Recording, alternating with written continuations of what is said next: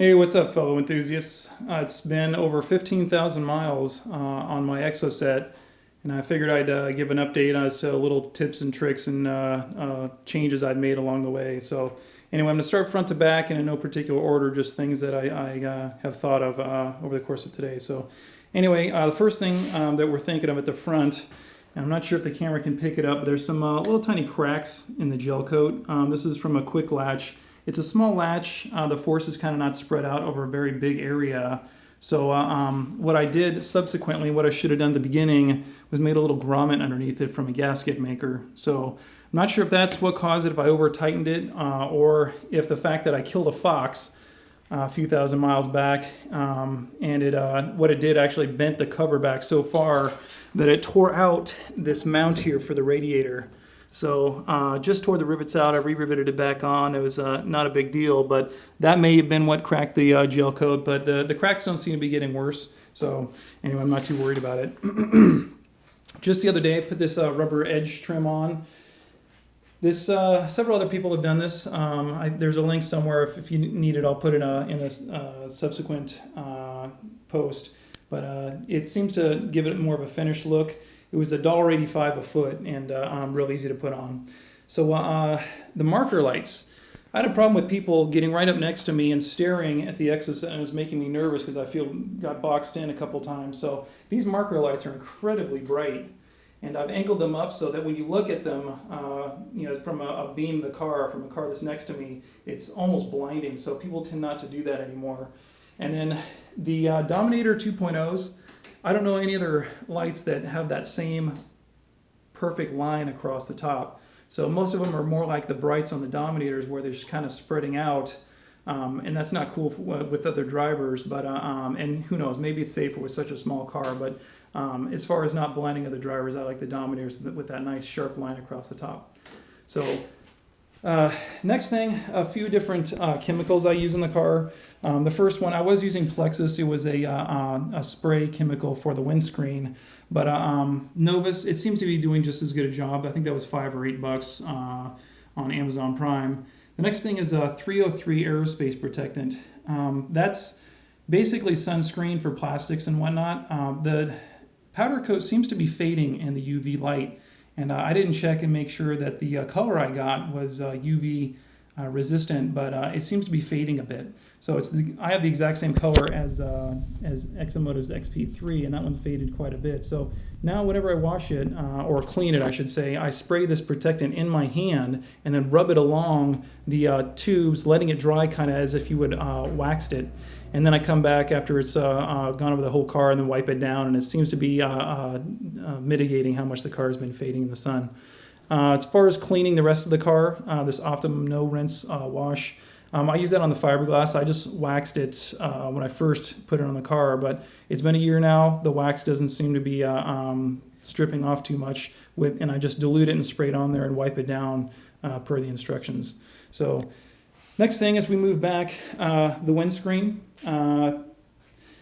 This is the same way I installed the 12-inch windscreen from Exomotive, which is I've drilled and threaded 6mm by 1mm bolts, and then from the other side you can see the actual bolts going into it. And so this piece of aluminum here is actually attached by, let's see, a bolt there, and then back here. So 3 bolts holding this in, and then a bolt every few inches holding in the windscreen. The top part is the same piece, so I just painted it so the sun's not reflecting in my eye, but it still vibrates a little bit, and this polycarbonate is incredibly tough, but it's distracting when it's vibrating so much in the wind. So now from bottom to the top, it's 15 inches. So, and this makes all the difference. I no longer wear a helmet, no longer is the turbulence vibrating my noodle so bad that I end up getting to where I'm going feeling kind of spacey. So 15-inch windscreen, in my opinion, is ideal. If you're really tall, maybe you want to do a 16-incher, but 15 seems to have done the job for me. Next thing is we move back, clear bra. So I had a clear bra installed very early on, right where we'd be getting in and out of the car. This has prevented me from scratching the actual powder coat. And I've nicked it in a few places here with a seatbelt, but that would be chips in the powder coat if it wasn't for the clear bra, which also was put on the center tunnel. So that's got a lot of stuff dragging back and forth on it, especially since I keep a lot of stuff in my backpack and whatnot. So next thing I wanted to mention was I recently did a Jdm Bp 5A ECU, which is if you have the 99 to 2000 NB1 donor, it gives you another 400 RPM to play with, and it seems to be happier between 6,500 RPM and 7,000. So I got mine for $50. They come online on eBay from time to time. So in my opinion, a cheap, quick, worthwhile mod.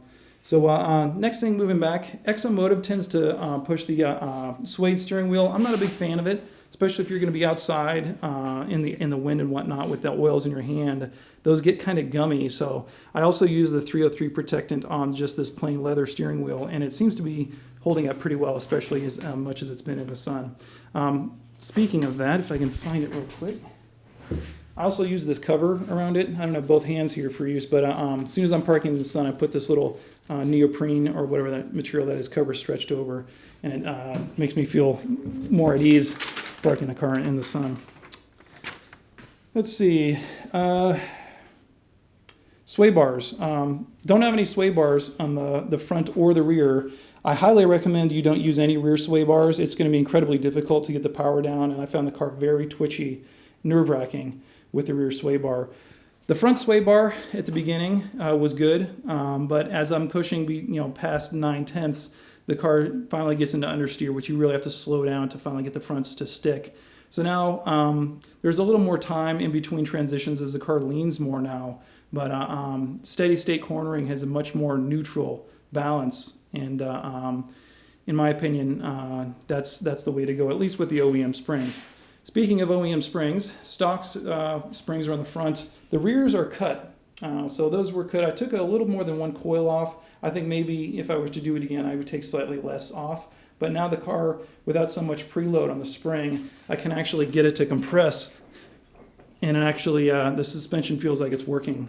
Before felt like it was on its tippy toes with almost zero droop travel, and it was far more tail happy. So normally you wouldn't want to cut springs. I know it's the wrong way to do things, but the car's lighter, and that they don't make softer springs than OEM. So cutting the OEM springs for less compression, static compression, has worked for me. Tire pressures. I'm running 18s in the rear, or 18 psi in the rear, and 24 in the front. That was done, that's a pretty big split, I know, but that was done by a tire pyrometer at the track, and the car seems to be very well balanced now.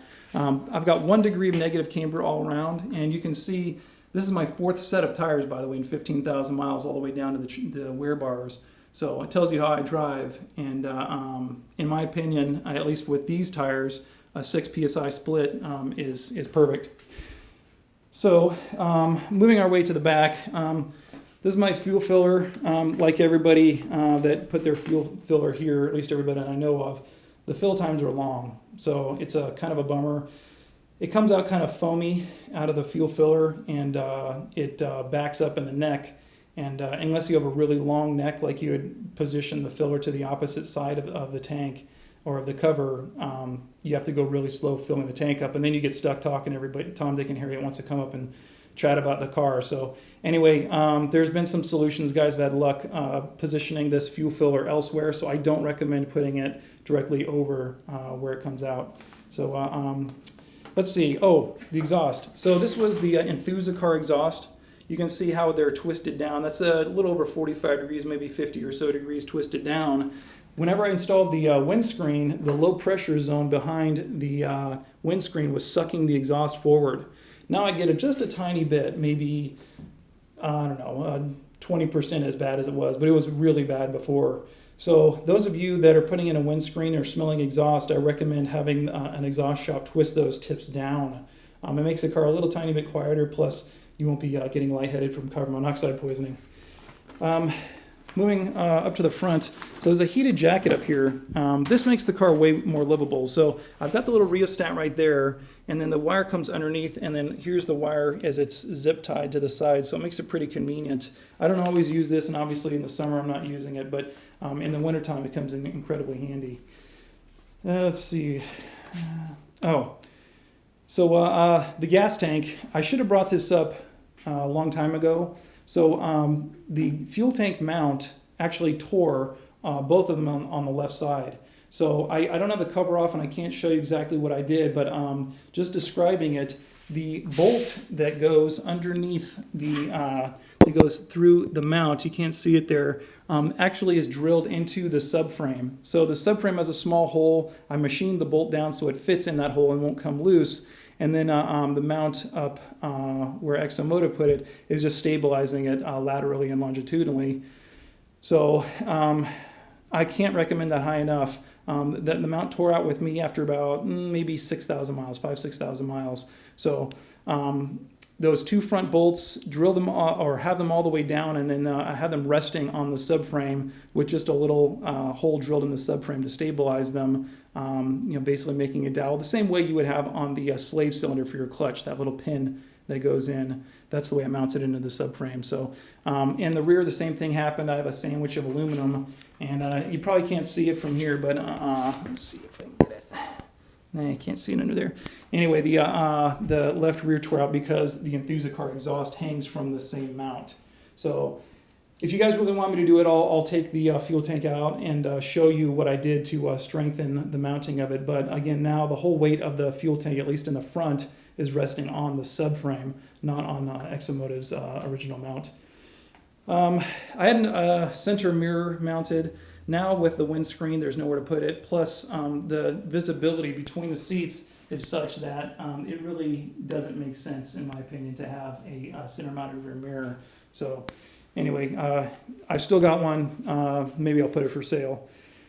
And let's see. So finally, things that I keep in the car to make me more comfortable. This is a neck warmer. I can't stand the cold air on my neck, so these were pretty inexpensive, made out of this synthetic wool, and it really keeps your neck warm and a lot more comfortable. Obviously, you're going to want a hat with the sun in your eyes. And then these balaclavas.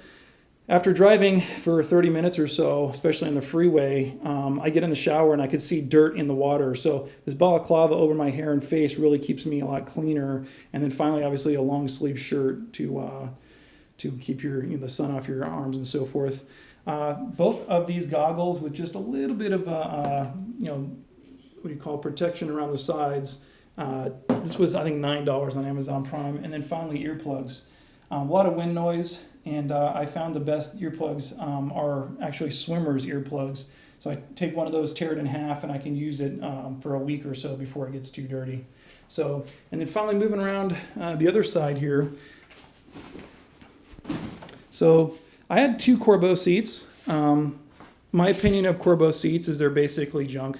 The stitching started coming out on the side. Maybe I'll take this off here in a minute so you can see almost immediately, and their customer service was pretty poor. So I just wrote it off as a lesson.